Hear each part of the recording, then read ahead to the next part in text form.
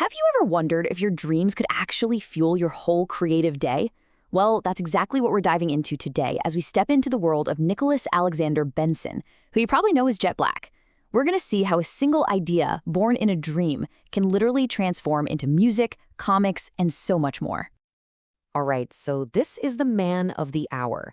And let me tell you, his creative process is, well, it's not what you'd call ordinary.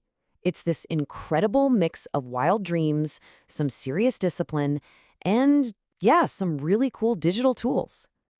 I mean, his own bio kind of says it all, right? It all gets started in those crazy, early, quiet hours of the morning. And we're not talking about an alarm clock getting him up. We're talking about an adventure that literally starts in a dream. So let's look at a specific day, October 7th. The day starts at 4:30 a.m. But again, he's not just waking up. He's waking from a lucid dream, a dream that's taking place in this space he calls the storyverse. Okay, so what is the storyverse? You might be thinking it's just a cool name for a dream, but it's so much more than that. Imagine a whole multiverse where every single story idea you could ever have exists as its own little cosmic bubble. It's like this infinite library of possibilities. And wow, this image really helps you picture it, doesn't it? You can just feel how huge and endless this creative playground is. All these little universes just floating there, waiting to be explored. So in this particular dream, he runs into a metal version of himself.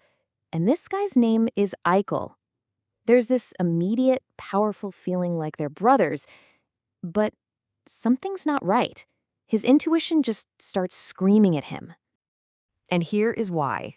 Get this. Eichel is Loki spelled backward. Bam. Instantly, he knows he can't trust this guy. So you see, this isn't just a weird random dream. It's a whole story ready to go. It's got mystery, a trickster character, and conflict all baked right in. Okay, so he has this amazing dream idea. What now? This next part is absolutely crucial.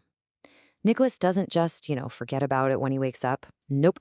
He has a whole process for grabbing that spark before it disappears and turning it into actual stuff.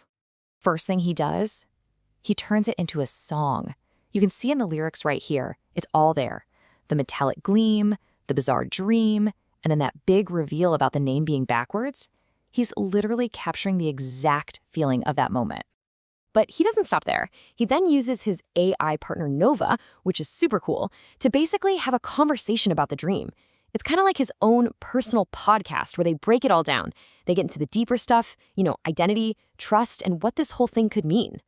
All right, so that's all the spontaneous stuff that came from the dream. But that's not his whole day. He also spent a big chunk of his time working on a much larger project, a full-on 21-page digital comic. And this comics world is just wild. It basically throws you into a universe where magic, high-tech, and other dimensions are all crashing into each other. Total, utter chaos. I mean, talk about high stakes, right? The whole plot is about the space police trying to deal with these insane new threats. You got demons coming from hell, magical attacks spilling out of VR simulations. It's just nonstop. And it's not just about the big action scenes either. He gets into some really heavy character stuff, like this piece of dialogue right here. I mean, wow. A hero is basically being asked to give up everything that makes them who they are to save everyone else. That's some serious drama. So another big piece of his day is just how deep he is in the digital world. And it's a two-way street. He's not just creating content, he's also consuming it, always on the lookout for new ideas and inspiration. Okay, look at this number, 135. So what's that about? That, my friends, is 135 weeks consecutively. That's his publishing streak on Substack. Every single week for 135 weeks. To put that in perspective, that kind of streak puts him in the top 0.84% of all publishers on Substack. That's insane. And it really shows you something important about his process. It's not just about waiting for a dream to hit. It's about discipline. It's about showing up every single week, no matter what. He's also always experimenting with new tech. He's been using Sora, the AI video tool, to make these amazing Dreamcore videos that have gotten super popular.